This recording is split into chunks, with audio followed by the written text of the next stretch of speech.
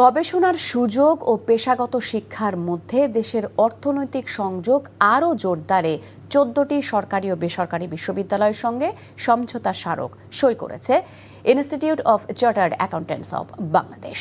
দুপুরে রাজধানীর সিএ ভবনে আইসিএবির আয়োজনে এই অনুষ্ঠানে সরকারি ও বেসরকারি বিশ্ববিদ্যালয় এবং বিভিন্ন প্রতিষ্ঠানের প্রতিনিধিরা অংশ নেন।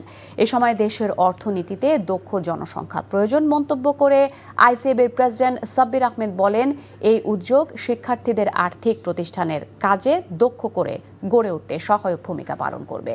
এছাড়াও বক্তারা আশা প্রকাশ করেন, প্রতিষ্ঠানগুলো যৌথভাবে দেশের বাণিজ্যিক খাতের গবেষণা ও দক্ষতা উন্নয়নে গুরুত্বপূর্ণ ভূমিকা রাখবে। পরে আইসিএবির সঙ্গে সমঝোতা স্মারকে স্বাক্ষর করেন 14টি বিশ্ববিদ্যালয় ও প্রতিষ্ঠানের প্রতিনিধিরা।